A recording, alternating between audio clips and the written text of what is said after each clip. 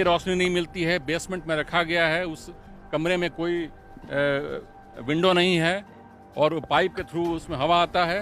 इसकी सारी बातें हमने कहा और आर्म गार्ड्स के थ्रू 24 घंटे हमारे पास निगरानी होती है, हमारे सोते समय भी होती है।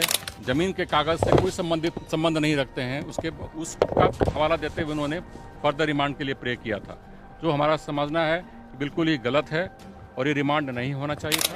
उन्होंने 7 डेज़ का रिमांड के लिए प्रे किया था, तो उनको 5 दिन का रिमांड मिला है। हमारे वेहमेंटली ऑब्जेक्शन के बावजूद भी हमने ये कहा कि उनका रिमांड का कोई केस नहीं बनता है, क्योंकि ऑलरेडी वो 8 घंटे 20 तारीख और 24 तारीख को हमसे इन्वेस्टिगेशन कर चुके हैं इसी सिलसिले में।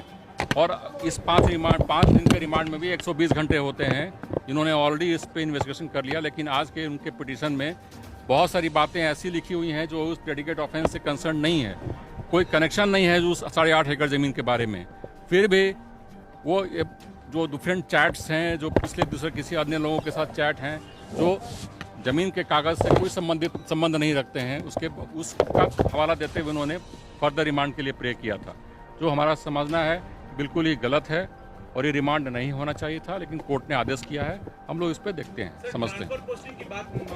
ट्रांसफ़र पोस्टिंग का मैटर नहीं है, क्योंकि प्रेडिकेट ऑफेंस जो भानु प्रसाद का जो केस है शेड्यूल्ड ऑफेंस का, वो सिर्फ ज़मीन के कागजात में हेरा फेरी के ही संबंधित है, वो ट्रांसफ़र पोस्टिंग का मैटर नहीं है।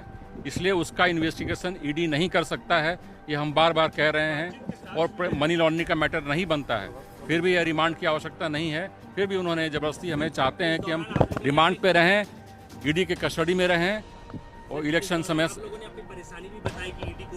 हमने ये भी कहा कि वो हमारे सूर्य की रोशनी नहीं मिलती है, बेसमेंट में रखा गया है, उस कमरे में कोई विंडो नहीं है और पाइप के थ्रू उसमें हवा आता है।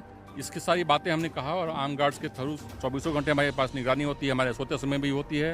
ये सारी बातों को हमने कोर्ट के समक्ष रखा है।